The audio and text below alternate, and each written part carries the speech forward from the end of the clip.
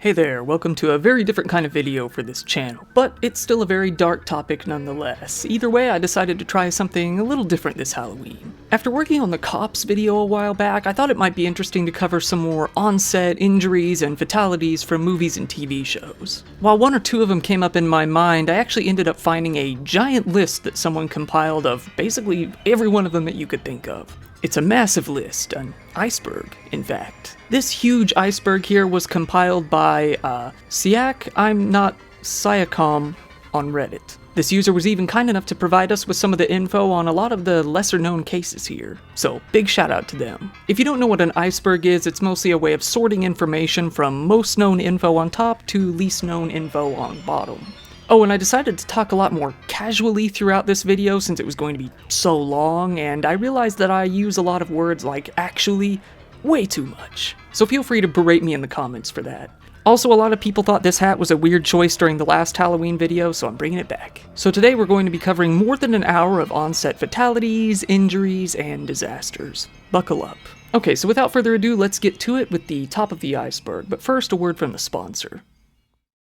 Got a packed schedule this fall and don't have much time to figure out what to cook? HelloFresh has meals covered with a weekly selection of 30+ recipes and 70+ convenience items, all delivered to your door. You can try out a variety of global flavors, all from your own kitchen. HelloFresh offers a wide variety of all kinds of quick and easy recipes that take minimal prep time and don't require much cleanup afterwards. They also come with clear, step-by-step instructions on how to cook the food, and the ingredients are pre-proportioned so you don't have to count anything out. Not only that, but you end up with less trips to the store since it comes with every little thing you need. What I really like is the customization. You can easily customize your meals with Hello Custom by swapping proteins or sides, upgrading to choice proteins, or even adding protein to a veggie meal. It's never been easier to eat your way. For today's video, I decided to try out the crispy buffalo spiced chicken. This meal is another straight-up win. With caramelized carrots, mashed potatoes, and seasoned breaded chicken, I would have thought that it would have taken more work, but it really didn't, and it came out tasting fantastic. This is a great way to cook at home for minimum effort and maximum output.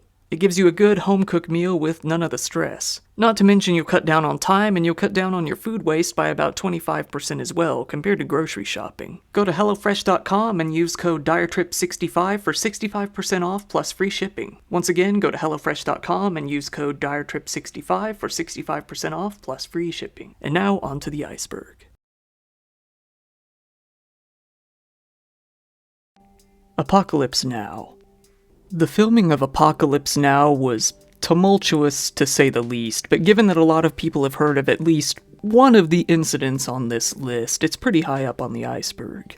It's kind of gone down in history as being an absolute chaotic nightmare of an awful production to work on. The director wasn't having a very good time from the get-go. He was hoping that Steve McQueen would play the role of Willard, but McQueen refused. He then tried a number of other actors, such as Robert Redford, Al Pacino, and Jack Nicholson. When they all refused, the director, in a fit of anger and rage, took all 5 of his Oscars and threw them out the window. Harvey Keitel was eventually hired for the lead, but even he, after a little bit of time, was fired. Then Martin Sheen took the main role, but he was having a pretty bad time from the get-go. He was having a pretty hard time dealing with his own alcoholism.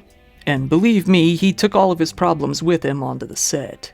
Not only was rampant alcoholism a problem, but so were drug binges, tropical diseases, and even monsoons by the end of production.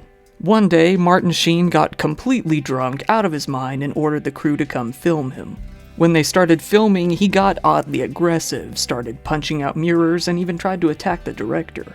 Oddly enough, the director kept the film rolling, and the footage is now in the scene of Martin Sheen sitting on the edge of his bed.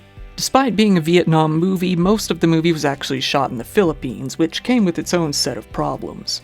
The director got into a lot of trouble for filming the ritual killings of some water buffaloes. Not only that, but the dictator of the Philippines at the time, President Marcos, kept stealing all of their helicopters. A lot of crew members said that this was due to the movie having too much money, too much time, too much alcohol, and too much drugs on hand. It didn't take too long before the entire production was thrown into complete chaos. Hell, the actor Sam Bottoms, who played the surfer named Lance Johnson, spent the entire production of the movie completely high on speed, LSD, and marijuana.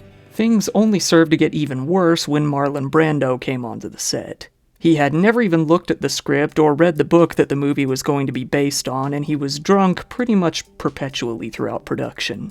Once he finally did read the script that the director handed to him, he flat out refused to do it. After that, an argument took place in which he finally agreed to do the movie, but only on the premise that he was shot entirely in the shadows and he could say whatever the hell he wanted. The next day, he appeared on set having shaved his head completely bald for some reason. The director, Coppola, lost 100 pounds in weight. He almost ended his life several times during the filming, and when Martin Sheen was found crawling up the road after having a heart attack, he collapsed and had an epileptic seizure. Despite all of these horrors, the actors and crew kept partying night by night by night at the hotel. During these wild parties, the actors would even throw themselves off of the roof of the hotel. Then we come to the actor named Dennis Hopper. At this point in his life, the man was said to consist on a diet mainly of rum and cocaine. When the director asked him how he could help out with his role, Dennis Hopper replied, "An ounce of cocaine." Finding out that this was all they could really do to get him to work, the production team ended up keeping him supplied throughout the filming. Marlon Brando also hated Dennis Hopper. He refused to be around him in any capacity, even if they were supposed to be in the same scene together. All of their scenes had to be shot separately and edited together. Eventually, Marlon Brando told the director that he had been in the movie enough, so that if they wanted someone to do more of his scenes, they could simply hire someone else. He got up and never came back. A movie that was supposed to take 6 weeks to film ended up taking 68 weeks to film. The Crow. So back on March 31st of 1993, Brandon Lee was filming a scene for the movie The Crow, which was in production. In this scene, his character was to be shot and killed by thugs. Brandon Lee's character walked into his apartment and discovered that his fiancée was being beaten and, abused by some thugs, in which one of these men fires a .44 Magnum at Lee's character just as he walks in. When prepping to film the fatal scene, the gun that was used as a prop, which was a real revolver, was loaded with improperly made dummy rounds. These dummy rounds were made from actual live cartridges that simply had the gunpowder taken out and removed by the special effects crew. This was to make the revolver look as realistic as possible during filming. However, some of the crew failed to remove the primers from the cartridges, these little metal pieces. Although there was no longer any gunpowder left in the bullet, the energy from the ignited primer was just enough to separate the bullet from the casing and push it partway through the gun barrel where it got stuck. So in the end, a bullet was basically already lodged in the barrel of the gun. So when it came to the final scene, these guns were meant to be fired with blanks, which contained a bit of gunpowder in the primer but no actual bullet. That way, the gun would have accurate sound and flash effects without actually firing a projectile. However, given that a bullet was already lodged in the barrel, this was a deadly combination. The gunpowder in the blank was ignited and the bullet was pushed out through the barrel. It was shot out at almost the same force as if it were just an actual live bullet, and it struck Lee in the abdomen. Once the actor shot Lee, he fell backwards instead of forwards just as he was supposed to do, so nobody thought anything of it. However, when the director finally said cut, Brandon Lee never stood back up. A lot of the crew thought he was either joking or simply just a little bit too committed to the role. However, one member of the crew came up and checked Lee when they noticed something was wrong. He was breathing very heavily and was apparently unconscious. A medic went over and started shaking Lee, thinking that he was just dazed by possibly hitting his head during the fall. Nobody considered that he had actually been shot, as they weren't even firing bullets. Not only that, but he didn't appear to be bleeding. The medic took his pulse, which was regular at the time, but it slowly, over the course of a few minutes, went down drastically and ultimately stopped. Lee was rushed to the hospital, but they were unable to revive him, even after 6 hours of emergency surgery. Brandon Lee was pronounced dead on March 31st of 1993, only being 28 years old. The shooting was officially ruled to be an accident due to negligence. Brandon Lee had actually completed almost all of his scenes for the movie and was only scheduled to shoot for another 2 or 3 more days. The script was rewritten a bit, adding new narration and a few new scenes. This was when Brandon Lee's stunt double, a man named Chad Stahelski, was used as a stand-in for him, and CGI was used to put Lee's face onto the head of the stunt double. The movie was released to positive reviews, and it actually became a cult classic over time, even spawning several sequels. Now You See Me. An actress by the name of Isla Fisher actually had a near-death experience while working on the movie Now You See Me. The actress actually nearly drowned while doing a stunt simulating a magic trick in a water tank.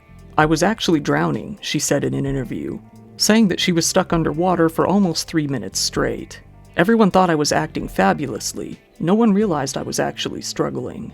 What people thought was simply fantastic acting was actually a very scary predicament when Fisher's release chain got stuck in her costume and she could no longer move. "My chain got stuck. I had to really swim to the bottom. I couldn't get up," she said. Although it was a bit traumatizing at the time, now she's able to laugh off the incident in interviews. "Who wants to die in a swimming costume?" she says. Rust. So just very recently on October 21st of 2021 at the Bonanza Creek Ranch in Bonanza City, New Mexico, a cinematographer named Halnya Hutchins was fatally shot and a director named Joel Souza was injured while filming the film Rust. Similar to the incident in The Crow, a live round was discharged from a revolver used as a prop by Alec Baldwin of all people. Again, the weapon had not actually been thoroughly checked for safety beforehand. The scene required Alec Baldwin's character to remove a gun from his holster and point it towards the camera. The camera was up pretty close to the revolver at this point. There were 3 people behind the monitor, just a few feet from the muzzle of the firearm, and none of them were wearing any protective gear whatsoever, even headphones or goggles. Again, this was supposedly a prop gun shooting blanks. They didn't feel they had any reason for the extra safety. While the crew were adjusting the camera a little bit to get a pesky shadow out of the way, Alec Baldwin began explaining how he planned to draw out the firearm and shoot it. He told them, "So I guess I'm going to take this out, pull it, and go bang." When he removed it from the holster, the gun was accidentally fired one single time. Baldwin still claims that he didn't actually pull the trigger, but this claim has since been challenged by the FBI. The projectile flew towards the 3 who were behind the camera, striking Hutchins in the chest and Souza in the shoulder. One of the script supervisors called 911 at approximately 1:30 in the afternoon, and the emergency crew appeared pretty shortly after. The incident was actually not recorded, as they hadn't even finished setting up the camera yet. Hutchins was taken to the University of New Mexican Hospital in Albuquerque, where she was pronounced dead shortly after. Souza was treated by EMS and transported by an ambulance to the Christus St. Vincent Regional Medical Hospital in Santa Fe, where he was admitted but subsequently released the following day. Because of this incident, production on the film was suspended indefinitely. Some were fairly confident that production would resume after the investigation concluded. Some wanted to honor Hutchins by completing her final work, but it's seeming at this point that that may not happen. Just this recently, in August of 2022, the FBI determined that the projectile could not have been launched without anyone actually pulling the trigger to the firearm. They had ruled out mechanical failure in the gun completely. Alec Baldwin still claims that he didn't pull the trigger. As of now, the incident is still being investigated by a number of different offices: the Santa Fe County Sheriff's Office, the New Mexico 1st Judicial District Attorney, the New Mexico Occupational Health and Safety Bureau, and the FBI themselves. Production on Rust has still not resumed. Deliverance. Deliverance was a 1972 movie about a group of friends who went on a river rafting trip that went horrifically wrong. Burt Reynolds went a little too far during filming when he insisted on doing his own stunts, in particular one where his character named Lewis went over a waterfall. More recently, in interviews, the late Burt Reynolds said that the stunt was just a dumb macho thing to do. "I went over the falls in Deliverance and I hit a rock and cracked my tailbone," he said. "I tell everyone I was a 31-year-old guy in great shape before I went over the falls. And once I got in, they couldn't find me. I remember one of the stunt guys said to me before the stunt, if you get caught in the hydrofoil and you can't get out, go to the bottom and it will shoot you right out. But he didn't tell me it was like being shot out of a torpedo. I came out of the river about a mile away, it seemed like, and I came out with no clothes. I had no shoes, socks, the falls tore them off. It was a pretty hairy stunt."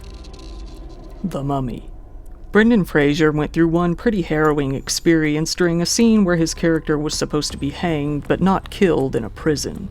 Unfortunately for him, he ended up being actually choked out. "I did get fully choked out. It was scary," he said. "Rick is dangling at the end of the rope, and he's such a tough guy that his neck didn't snap. We did the wide shot, which was a stuntman going down, and he had his harness on and it looked great. Then they've got to go in for a close-up. There was a hangman's gallows, and there was a hemp rope tied into a noose that was placed around my neck. The first take, I'm doing my best choking acting. Steve says, "Could we go for another one and take up the tension on the rope?" I said, "Alright, one more take." Because a noose around your neck's going to choke you in the arteries no matter what. So the stuntman took up the tension on the rope, and I went up on the balls of my feet, and then I guess he took the tension down again, and I'm not a ballerina, I can't stand on my tiptoes. I remember seeing the camera start to pan around, and then it was like a black iris at the end of a silent film. It was like turning down the volume switch on your home stereo, like the Death Star powering down. I regained consciousness, and one of the EMTs was saying my name. There was gravel in my ear, and shit really hurt. The stunt coordinator came over and said, "Hi, welcome to the club, bro, ha ha ha." And I was like, haha, funny, haha, like, what the hell, I want to go home, Steven. He and I disagreed, but I think he was trying to go, "Oh, that wacky Brendan acting up a storm again," or something like that. I was like, "Hey, you guys think what you need to, but I'm done for the day." The director of the film recalls the incident a little bit differently. "Brendan is totally to blame," he said. He tightens the noose, and then, as we're about to get the shot, he's trying to make it look like it's really strangling him. I guess it cut off his carotid artery or whatever and knocked him out. He did it to himself. Back to the Future Part 3. So it turns out that Michael J. Fox accidentally almost died while filming a stunt on Back to the Future Part 3. So in the movie, a gang is attempting to lynch Marty before Doc Brown shoots the rope loose in the nick of time. However, while saving the character of Marty, this actually almost killed the actor Michael J. Fox. After what we just heard about the mummy, I'm sure you know that hangings are pretty dangerous to film. It's hard to make them look realistic without actually making them a little too realistic. If the filmmakers aren't very careful when it comes to these scenes, you can easily end up actually hanging the actor. Michael J. Fox spoke of this near hanging, saying, "I swung unconscious at the end of the rope for several seconds before Bob Zemeckis, fan of me though he was, realized I wasn't that good of an actor. The rehearsals had gone well, but when they began actually filming the scene, the rope was a bit too tight, actually cutting off his airways.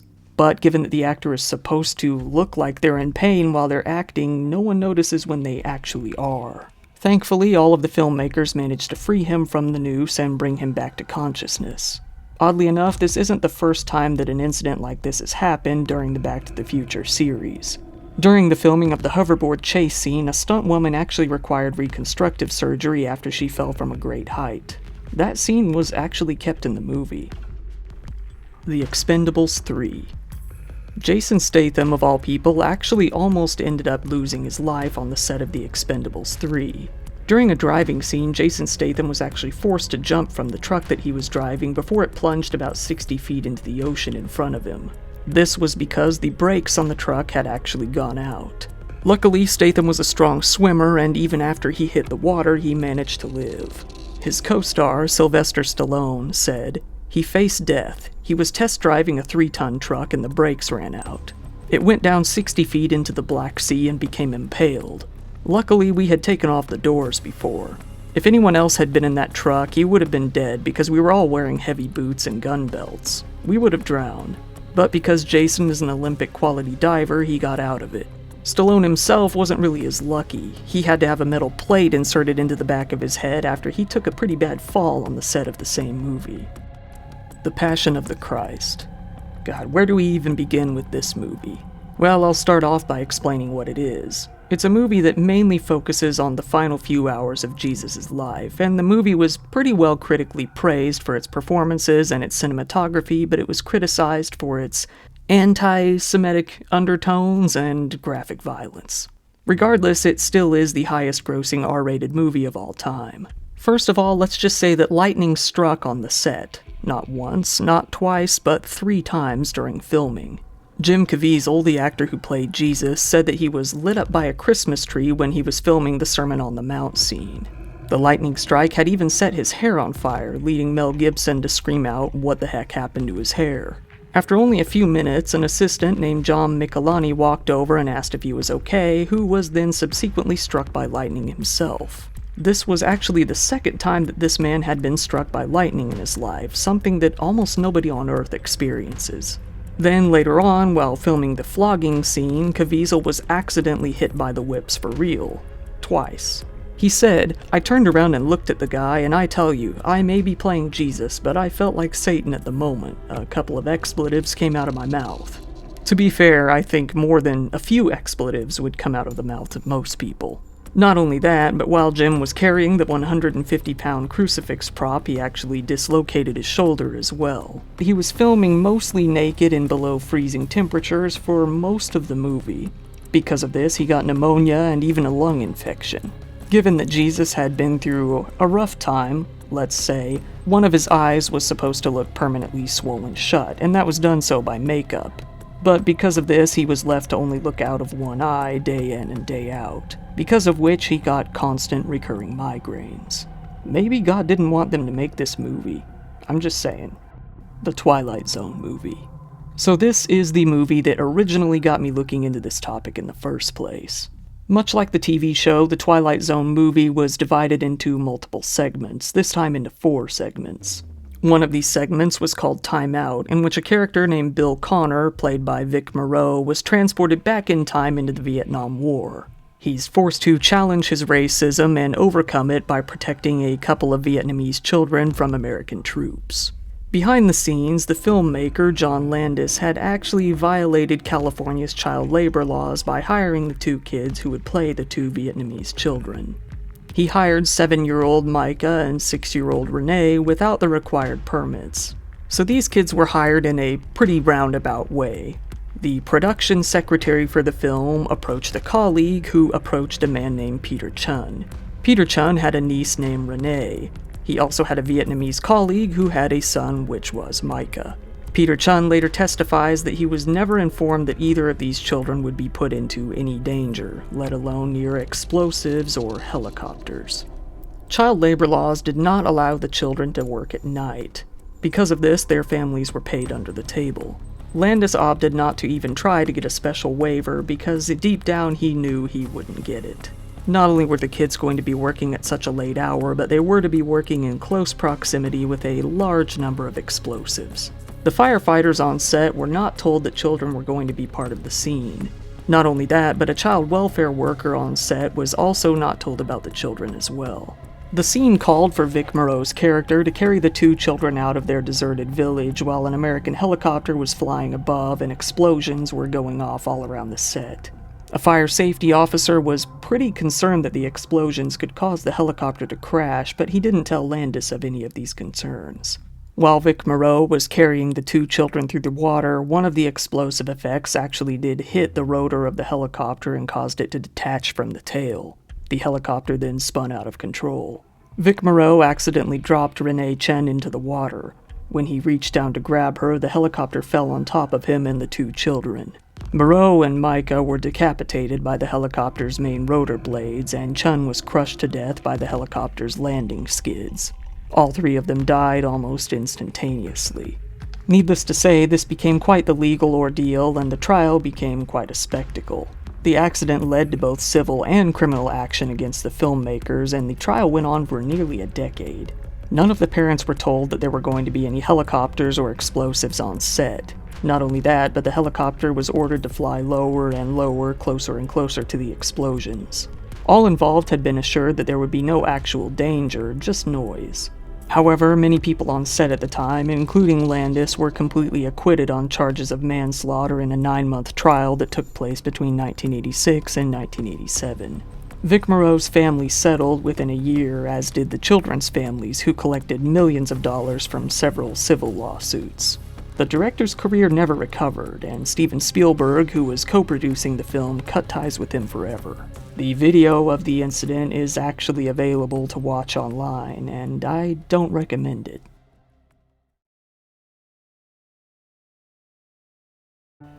The 10 Commandments. The 10 Commandments was a 1956 American epic religious drama film. It was based on the 1949 novel Prince of Egypt, the 1859 novel Pillar of Fire, and the 1937 novel On Eagle's Wings. Not to mention, of course, the Book of Exodus from the Bible. The 10 Commandments, as you might assume, is a dramatized version of the biblical story of Moses.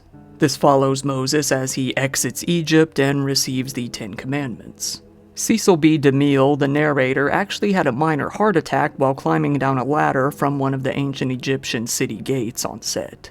This was after filming consecutively 3 different takes of the same sequence. In another incident, during filming of a sandstorm scene, there was an extra who was carrying a flaming torch. This extra happened to trip, and the torch set fire to the clothing of a little girl who was next to him. Luckily, there was a makeup artist nearby who was able to tear off the girl's costume before it caused more than minor burns. During the filming of the same sandstorm scene, several Egyptian extras were stung by scorpions and bitten by cobras that had been blown out of their burrows by the wind they were creating to make the artificial sandstorm. White Wilderness.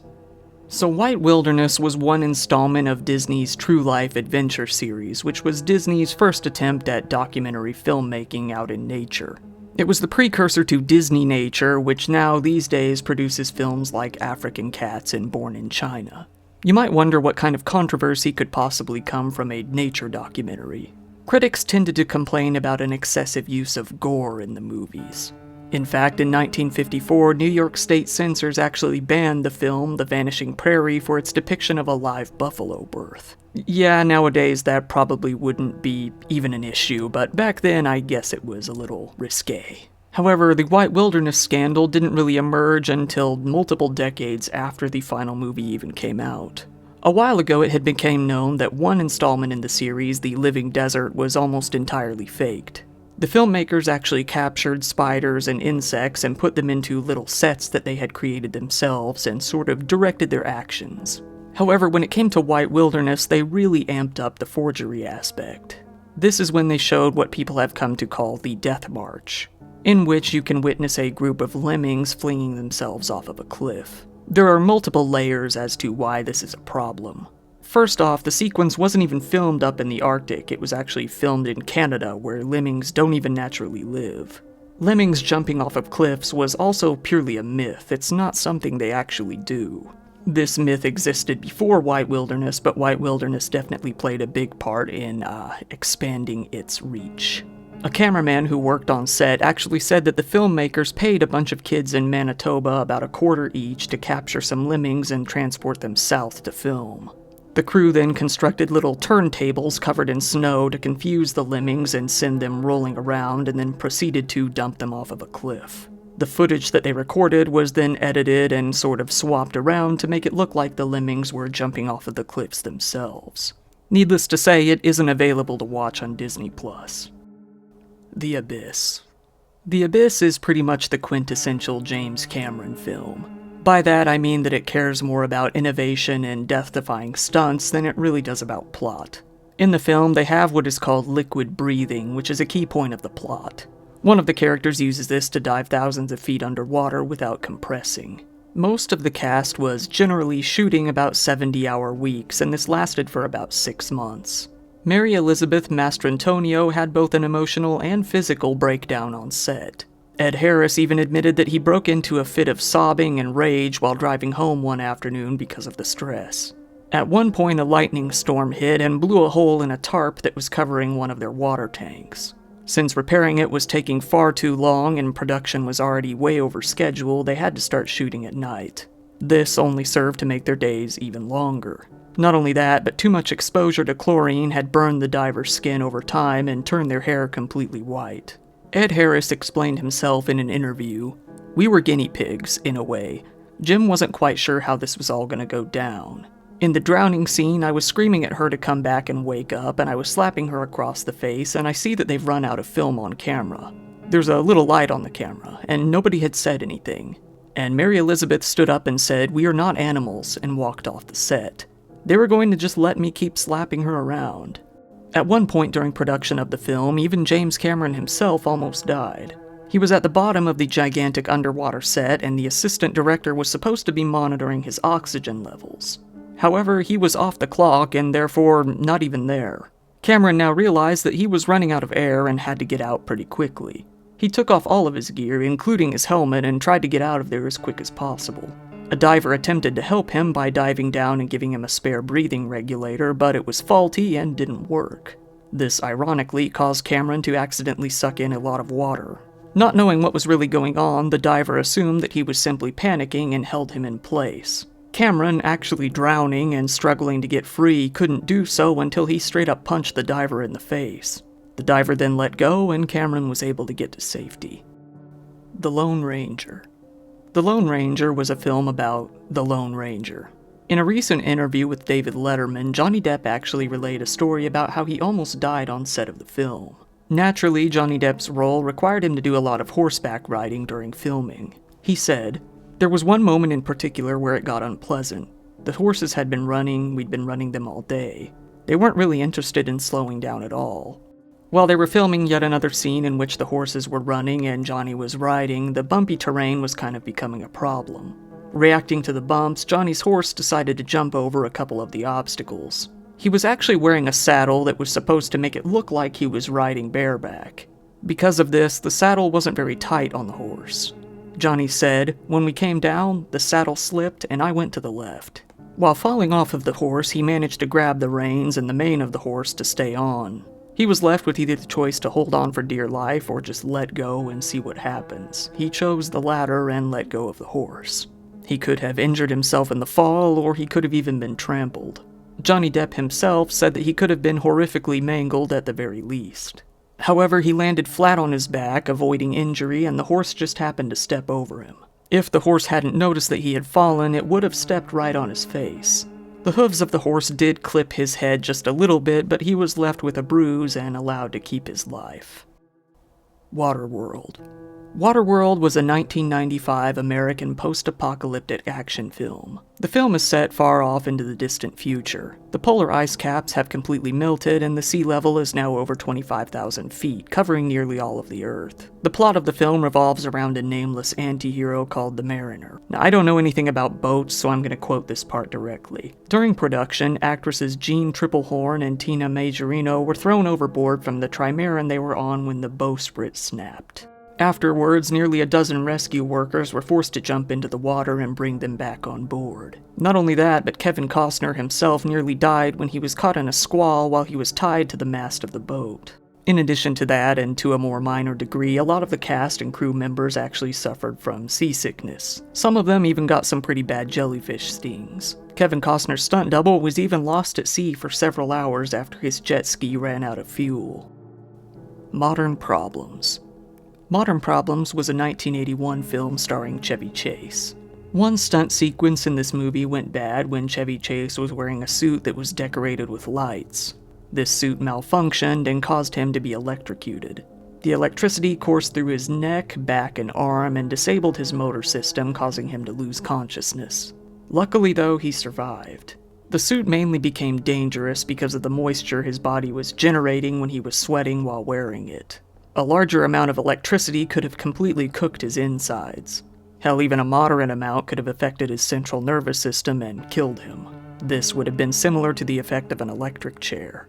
Because of this, Chevy Chase actually ended up with PTSD. Some of his symptoms included nightmares, isolation, nausea, sleeplessness, feelings of inadequacy, and aggressive behavior. Cannibal Holocaust. So Cannibal Holocaust is one of these entries that I'm really surprised wasn't at the tip-top of the iceberg. It's one of those movies that people think of first when they think of on-set disasters. So Cannibal Holocaust was a 1980 Italian found-footage horror film. It was about an anthropologist from New York who led a rescue team into the Amazon rainforest to try and find a crew of lost filmmakers. These lost filmmakers had supposedly gone missing when they were trying to film some elusive cannibal tribes. They weren't able to find the lost filmmakers, but they were able to locate their camera. The footage found in this camera becomes most of the movie. Rather than issues with people, most of the issues in Cannibal Holocaust have to do with animal abuse. The director himself says that he regrets ever introducing animals into production. 6 animal deaths do appear on screen, and 7 other animals were killed purely for the production. There was a scene in which a monkey was shot to death, and that scene had to be shot twice, meaning 2 monkeys had to be sacrificed. Both of these monkeys were then actually eaten by cast members who considered monkey brains to be a delicacy. The other animals that were killed on screen were a turtle, which was decapitated and had its limbs, shell, and entrails removed, a boa constrictor that was killed with a machete, a squirrel monkey that was also killed with a machete, and again a tarantula that was killed with a machete. There is a coati, which is called a muskrat in the movie, that was stabbed with a knife. And finally there was a pig that was shot in the head with a .22 caliber rifle at point-blank range. A lot of film critics have regarded the animal deaths as pure exploitation. However, others argued that animal mutilations that were in more artsy films were largely ignored. Most people today argue that the deaths were in very bad taste at the least. Ghostland. Ghostland was a 2018 indie horror film. It was about two sisters who were stalked and eventually captured and tortured by a couple of home invaders that were a little too into dolls. The film in general didn't really do too well. However, it remains to be known because of the actual real-life horror that it caused for one of its actresses. The actress, whose name was Taylor Hickson, was injured so badly on the film that she was actually able to sue for negligence and get some money in damages. She had to take a lot of time off work, along with going through a lot of pricey recovery treatments. During one particularly horrific scene, the 19-year-old actress was told to pound on a glass door. Not satisfied with the amount of force she was using, she was ordered to slam on it harder and harder.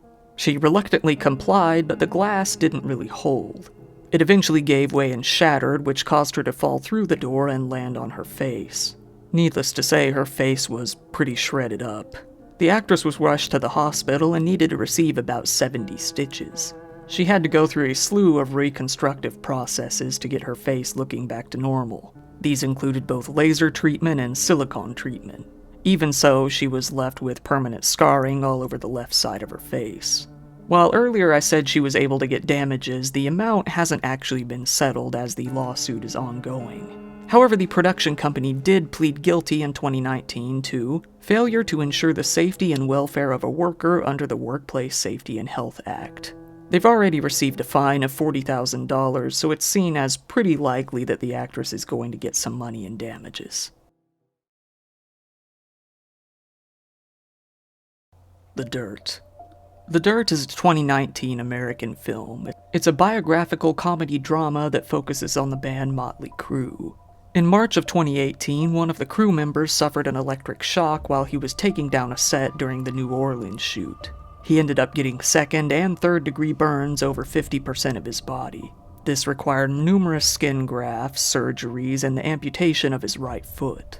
1 year later, in March of 2019, he was able to sue Netflix and Motley Crue for $1.8 million in damages to compensate for his medical bills. Titanic.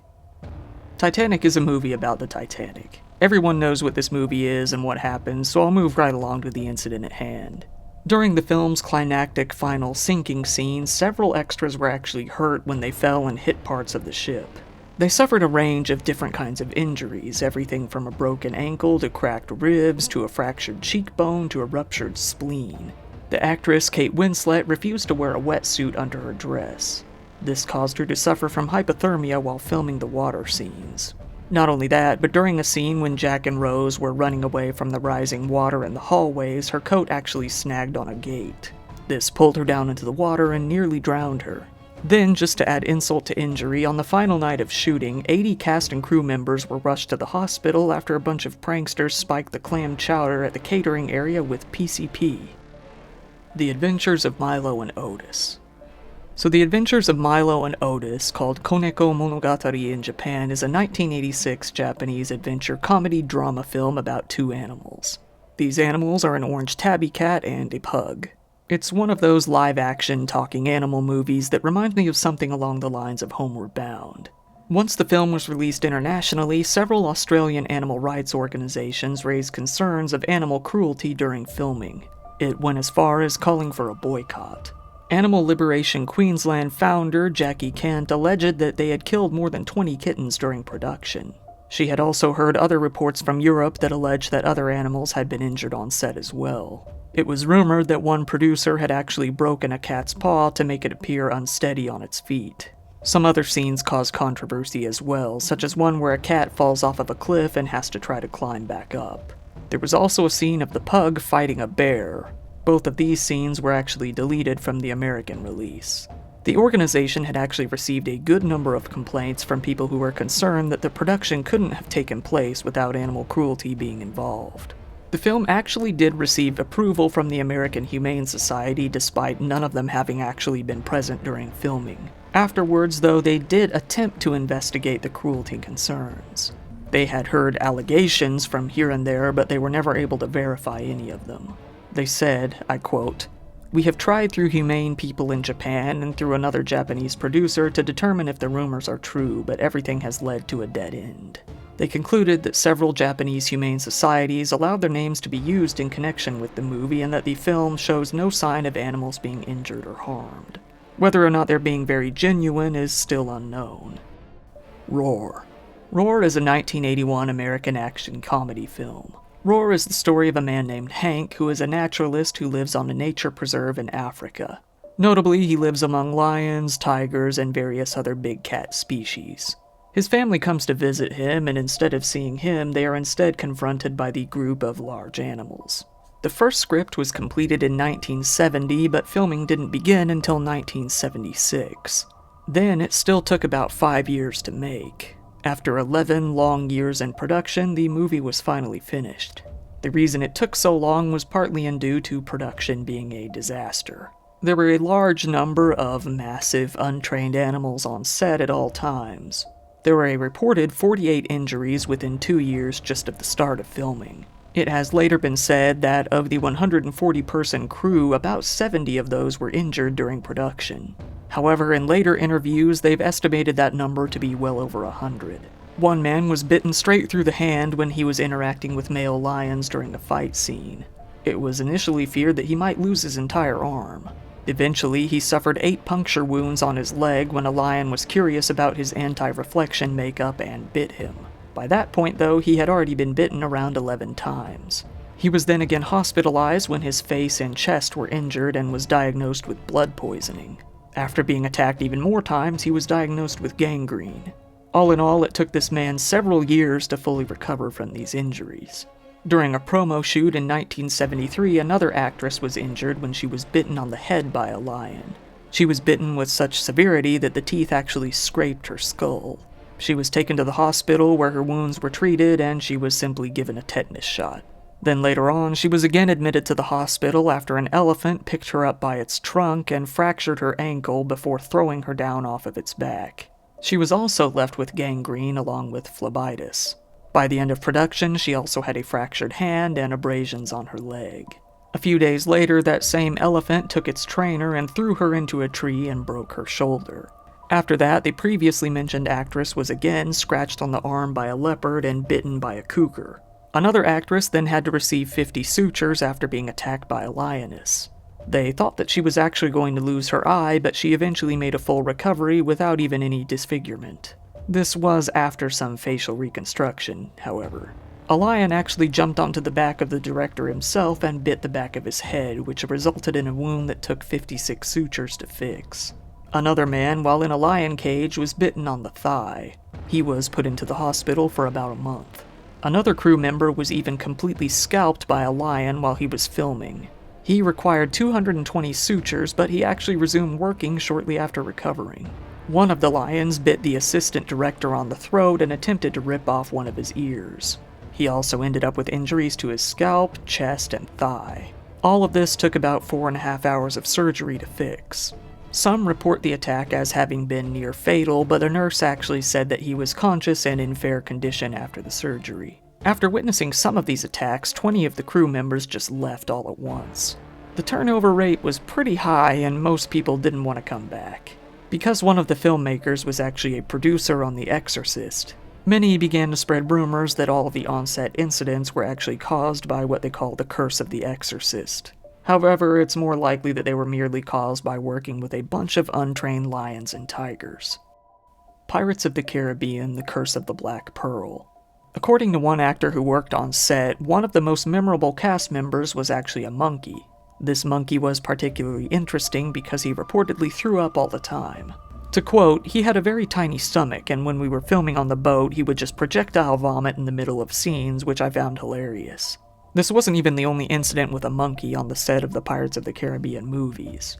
On the set of Pirates of the Caribbean Dead Men Tell No Tales, a capuchin monkey reportedly also projectile vomited all over the set. Another monkey had bit a makeup artist in a previous incident.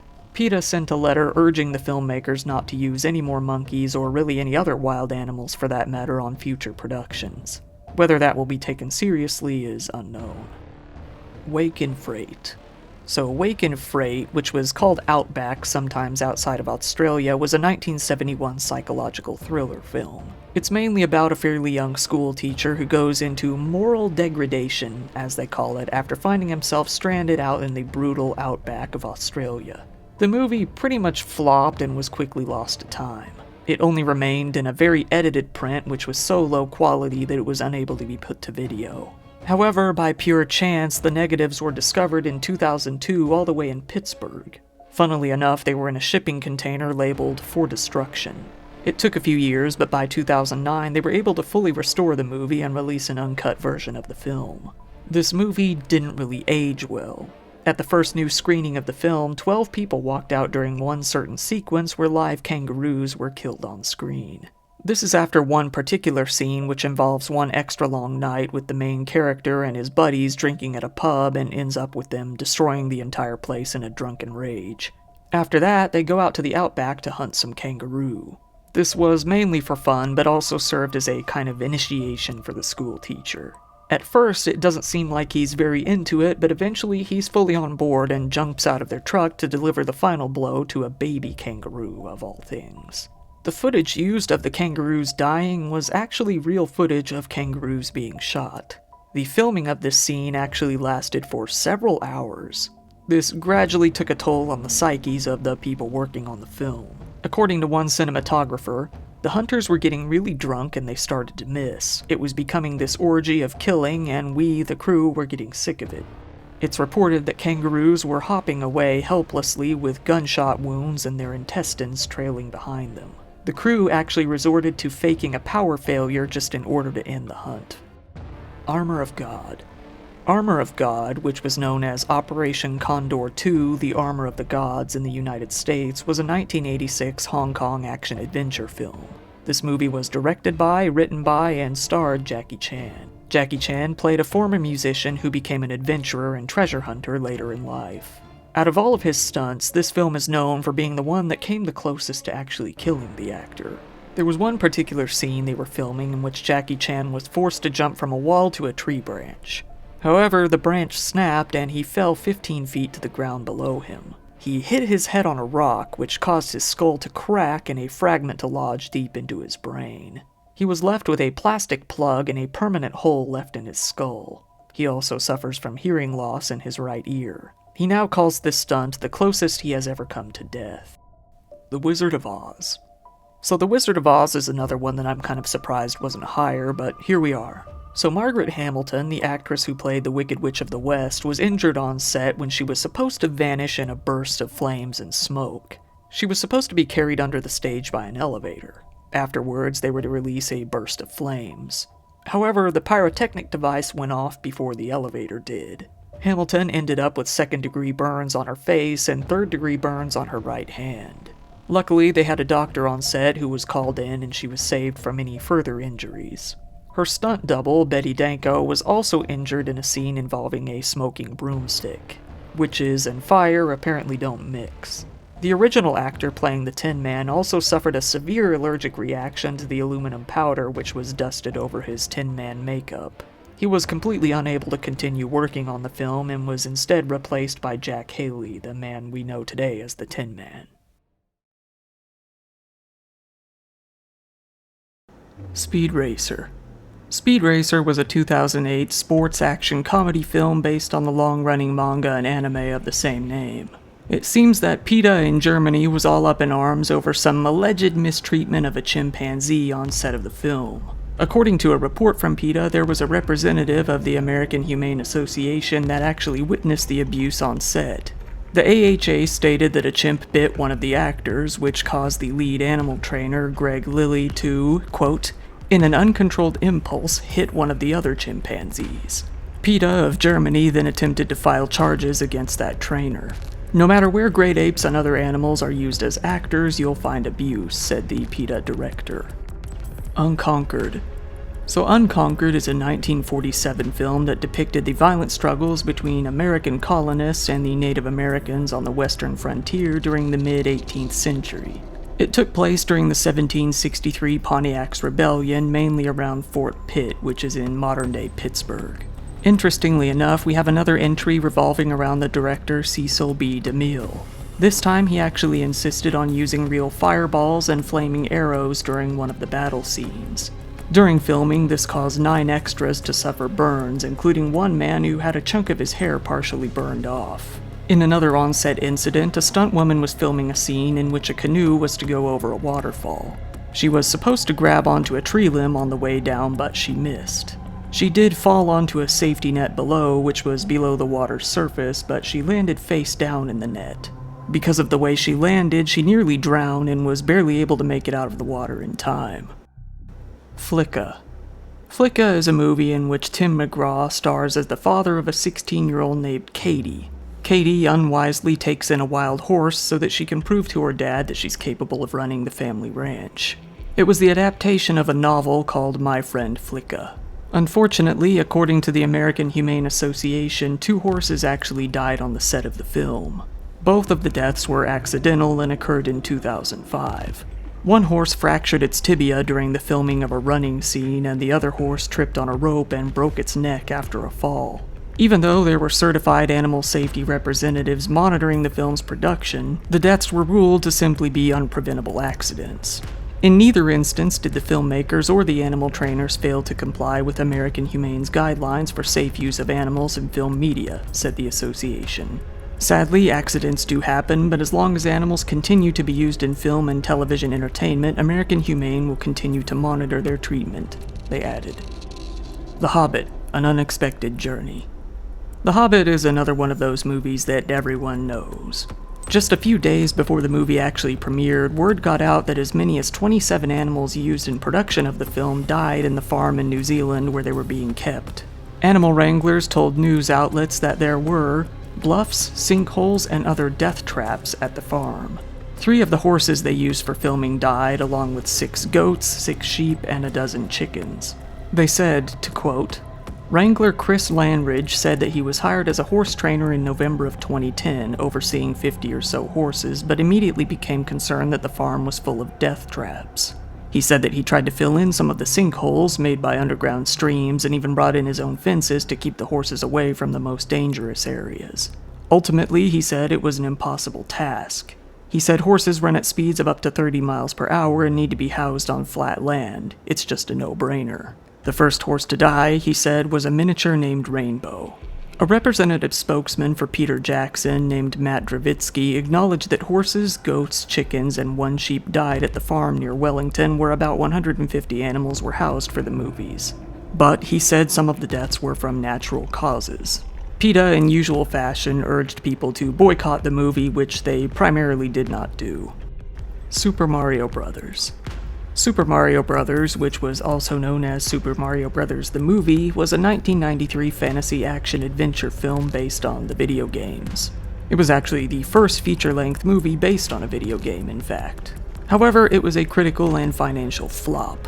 Even though it usually tends to appear on lists of the worst movies ever made, it actually has developed a cult following over time. While filming, the lead actor, Bob Hoskins, was actually stabbed 4 times, electrocuted, and nearly drowned. During another scene, another actor slammed the door of a van on his hand, which broke his finger. Harry Potter and the Deathly Hallows. Harry Potter and the Deathly Hallows was a 2010 fantasy film based on the book of the same name. The first part was released in 2010 and the second part was released in 2011. During production of the film, Daniel Radcliffe's stunt double, a man named David Holmes, suffered a severe spinal injury during the filming of an aerial scene which left him as a paraplegic. Holmes was flying through the air when he flew straight into a wall and was then pulled back by a high-strength wire, which broke his neck. He lied on the ground for a while, conscious, before telling his colleagues around him that he couldn't feel his legs. Paramedics soon rushed him to the hospital, but he was unfortunately told that he would be paralyzed for life from the waist down. Kelly's Heroes. Kelly's Heroes was a 1970 comedy war film.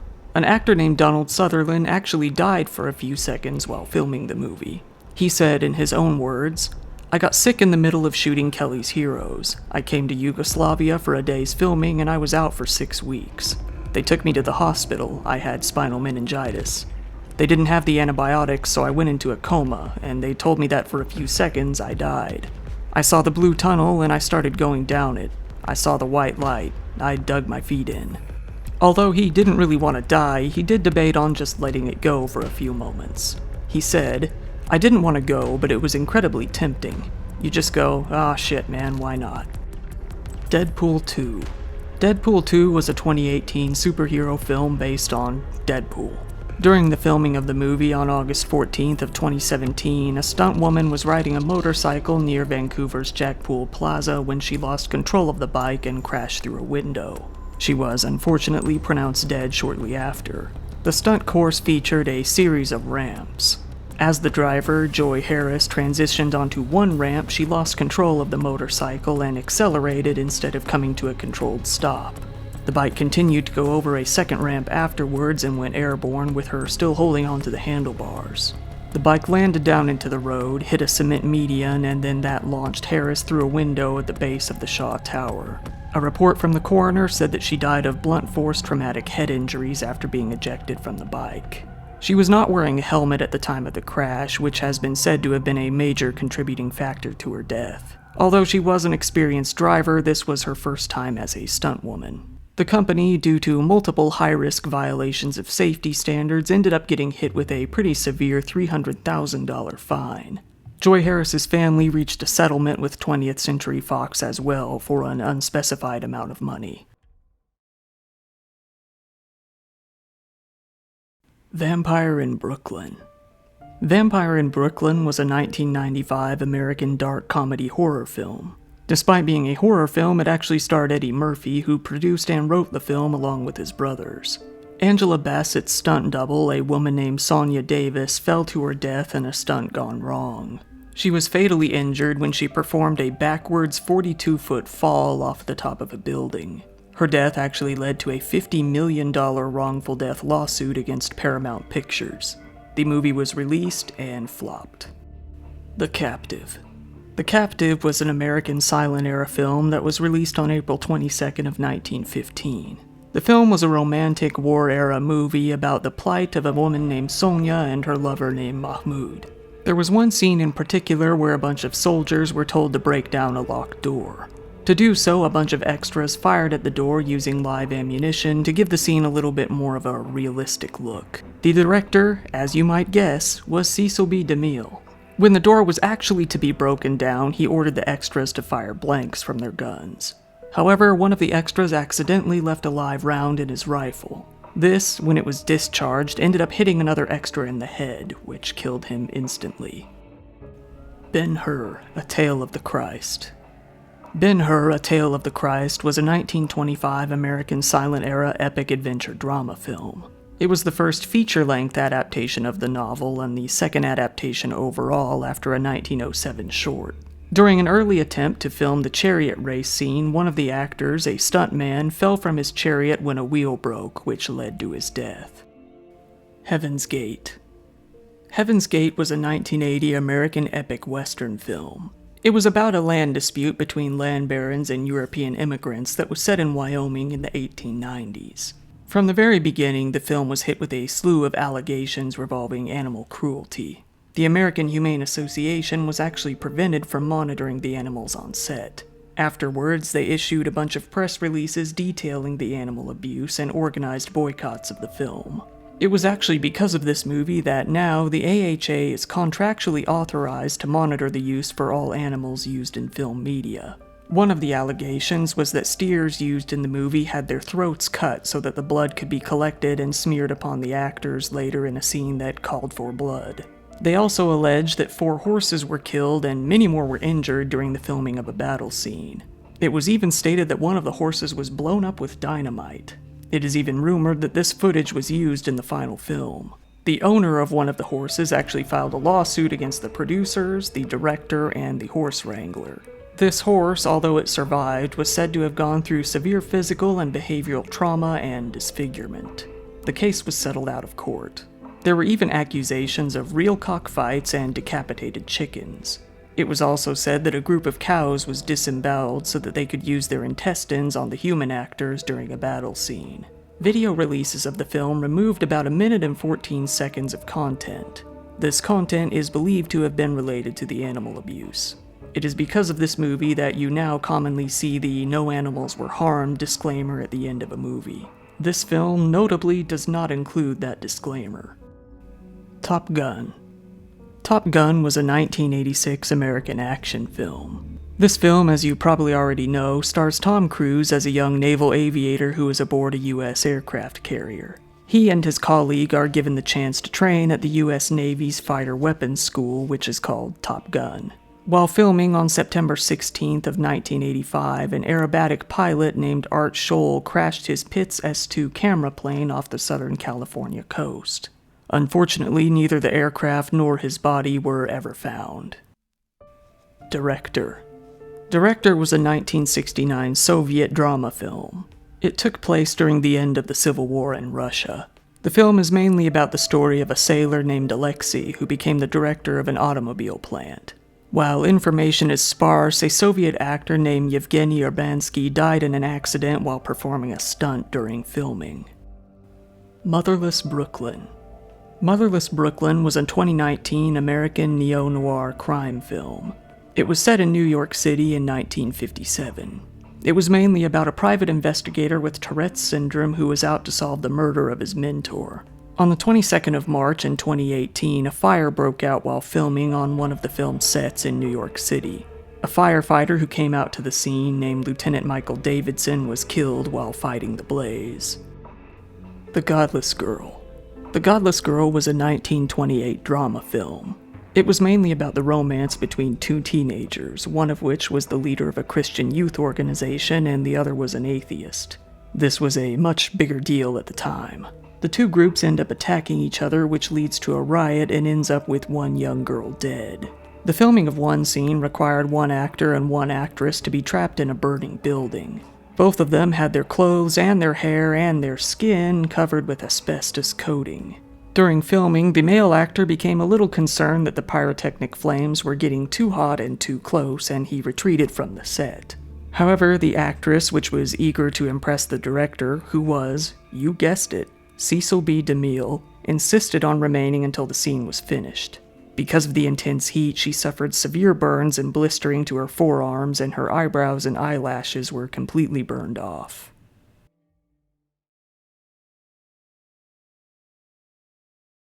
Hell's Angels. Hell's Angels was a 1930 American pre-code independent epic war film. Being pre-code means it was produced at a time before safety standards were really a thing in the industry. It follows two brothers during the First World War who were members of the British Royal Flying Corps. The film was originally going to be a silent film, but after being in development hell for quite some time, it ended up being converted to sound later on. Not one, not two, but 3 pilots were actually killed during the filming. One of them, portraying a German bomber plane, crashed while attempting a spin during its final scene that it was unable to recover from. The pilot was ready to bail out and called out to a mechanic in the back of the plane. He told this mechanic to jump, but the mechanic didn't hear him and went down with the plane. One brief shot of the plane spinning was actually used in the film. 2 other stunt pilots were killed in similar but separate incidents. The producer and director himself, Howard Hughes, was actually badly injured when he attempted a stunt himself. He was attempting a low-altitude aerial maneuver that professional stuntmen told him could not be done safely. They were right, and he crashed. He suffered severe head injuries. He had to undergo plastic surgery to undo the damage to his face, but unfortunately they couldn't do anything about his left cheekbone. The Aviator. The Aviator was a 1929 American comedy film. It was also pre-code. In the film, a less-than-intelligent man has to pretend to be a famous horse jockey. Unfortunately, The Aviator has become lost media over the years. While the crew were doing some aerial scouting for filming locations, an aircraft carrying them crashed. One cameraman, along with one actor, did not survive. The Expendables 2. The Expendables 2 is the second Expendables movie on this list and the second of the trilogy. This follows a group of mercenaries as they undergo a mission to take out their rival who is threatening the world with a deadly weapon. Pretty standard action movie affair. While they were filming in Bulgaria, one stuntman was killed and another was left heavily injured in critical condition when they staged an explosion on a rubber boat. Luckily, after a 5-hour operation, the injured stuntman was able to be put into stable condition. Coincidentally, both Sylvester Stallone and Arnold Schwarzenegger required shoulder surgery after filming the movie. That doesn't actually really compare to a death, though. The Last Lion. The Last Lion was a 1972 South African action film. It was about a terminally ill American millionaire who went to South Africa on one final hunting trip to track down and try and shoot a male lion. It was kind of a Moby Dick type story about a lion that had always eluded this man over the years and he became obsessed with it. However, the sound technician on the film was actually mauled to death by a lion during filming. Kind of short and sweet, but that's all there is to it. The Skyway Man. The Skyway Man was a 1920 American silent action drama film. It's a story about a shell-shocked captain suffering from amnesia as he returns from the war. His girlfriend, after finding him wandering the streets, comes up with a plan to restore his memory. This film is now, unfortunately, lost media. No footage is known to exist. 2 pilots were killed in August of 1920 while filming. Their plane crashed in an airfield near Los Angeles while filming one of the night scenes. Shark. Shark, also known as both Cain and Man-Eater in some releases, was a 1969 Mexican-American action film. It's a story about a man named Cain, a gun runner, who becomes stranded at a small port in the Red Sea. While he's there, he meets a nice-looking lady who convinces him to dive into some shark-infested waters off the coast. While filming, a stuntman was killed by a shark on camera. The shark was supposed to have been sedated, but something went wrong and it suddenly attacked. The Warrens of Virginia. The Warrens of Virginia was a 1924 American silent drama film. It's a story about 2 childhood sweethearts who grew up together, but at the start of the Civil War both find their families on opposing sides of the war. While filming, an actress named Martha Mansfield was severely burned when another cast member tossed out a match that ignited her Civil War costume, mainly a hoop skirt. She had just stopped filming for the day and had gotten into the car to relax when she burst into flames. Her face and neck were saved when a fellow cast member threw his coat over her. The hands of the chauffeur were also badly burned when he tried to help Martha remove her costume. The fire was put out, but she was too badly burned and died the next day. Gone Fishin'. Gone Fishin' was a 1997 American comedy film that starred Joe Pesci and Danny Glover as 2 dumbass fishermen. It was both panned by critics and considered to be a massive flop, a box office bomb. During the production of the movie, a stunt woman named Janet Wilder was killed when she was riding a boat that was intended to take a ramp and jump over another boat. The speedboat that contained both Joe Pesci and Danny Glover's stunt doubles flipped over and crashed into 2 separate boats that contained both film crew and extras. Wilder was killed during the collision. Her husband, father-in-law, and 2 other crew members were also injured to various degrees.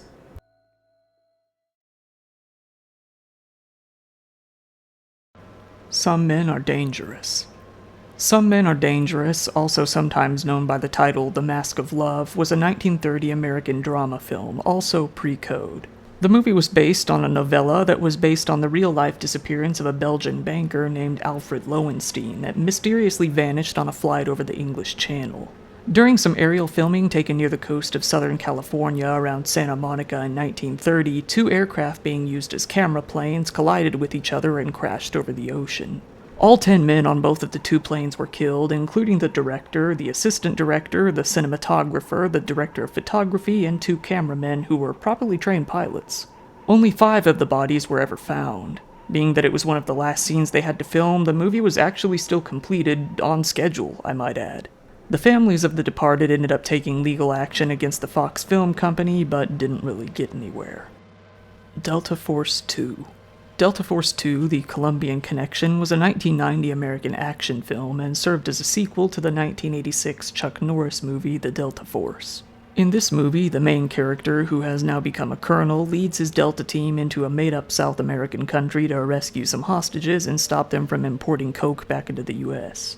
A total of 5 people were killed when a helicopter crashed during filming in the Philippines. Those who died were a pilot, an actor, Jeff Brewer actually, who was in Roadhouse, a cameraman, a key grip, and a gaffer. My Life for Ireland.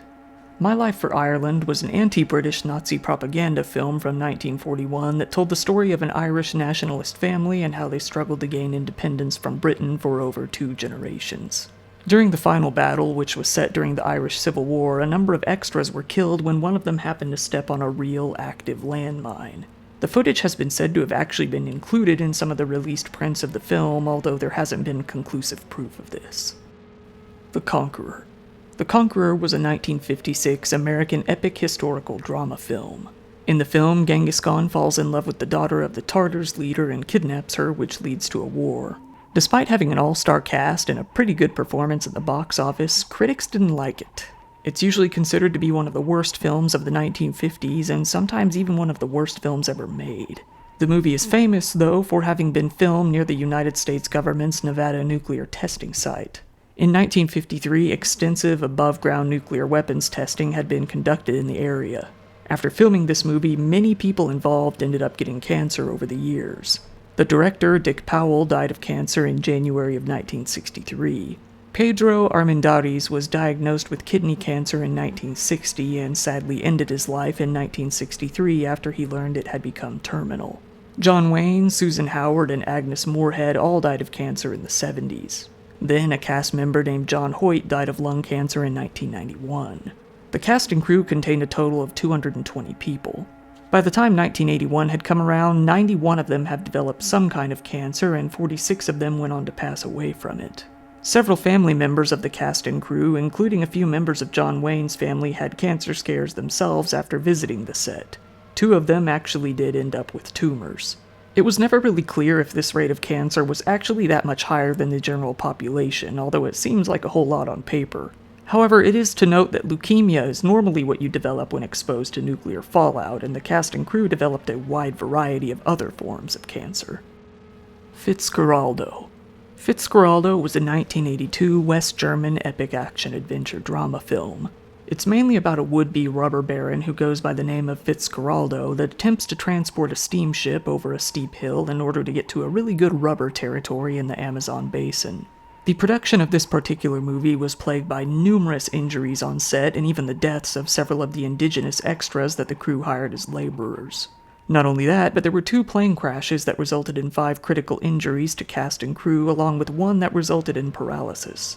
In addition, a Peruvian logger was also forced to cut off his own foot after he was bitten by a venomous snake on set.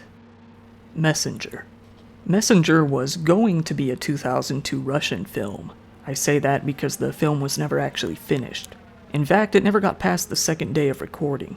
On that second day, all hell broke loose when a combination rock ice slide occurred on set while wrapping up. The lead actor and director, along with 42 film crew members, all died in the incident. The production was, needless to say, shut down after this. The Viking. The Viking, which was also known by the titles of White Thunder and Vikings of the Ice Field, was a 1931 Newfoundland/American adventure film. Being set on the coast of Newfoundland, this story is about a rivalry that develops between a seal hunter and a local man who is considered to be a jinx. After finishing up on the filming that took place in Canada, the producer, co-director, and real-life adventurer, a guy named Varric Frissell, decided that they needed some more footage of the Labrador ice flows to really spruce up the film. So he, along with a small film crew, joined a local real ship called, coincidentally, the Viking, as it went on a seal hunting voyage so that they could film some more stock footage. However, in mid-March, the ship unfortunately got trapped in the ice near the Horse Isles, and some dynamite that they were keeping on the ship, that they kept in case they needed to break up some pesky ice, was accidentally detonated. It completely destroyed the boat and killed all 27 men on board, including Frissell and the cameraman, Alexander Penrod. Noah's Ark. Noah's Ark was actually another movie I had in mind when coming up with this video. It was a 1928 American epic romantic melodramatic disaster film. Quite a mouthful. When filming the Great Flood scene for the movie, several hundreds of extras were called in to play the poor, drowning sinners caught in the water. 3 people died when filming the scene. Along with those 3 deaths, 1 man lost a leg and a good number of others were injured in various other ways. These deaths were part of what caused the introduction of film safety regulations to be drafted the next year. A fitting end for this iceberg. If you're still here, I'm impressed. Kudos to you and thank you as well. This has been my longest video on this channel by a lot. If you'd like to see more videos like this, go ahead and let me know. I'd be more than happy to deep dive into some more kind of broad topics like this. If you like this video, go ahead and give it a like. It really helps me out in the algorithm. And if you like content like this, feel free to subscribe. Don't forget to follow me on social media. I mean, you know how YouTube is with channels like this. If anything were to ever happen to me, that would probably be the only way you'd ever hear about it. If you want to support the channel even further, I do have a Patreon account, which I keep linked down in the description below. And speaking of which, shout out to the top patrons.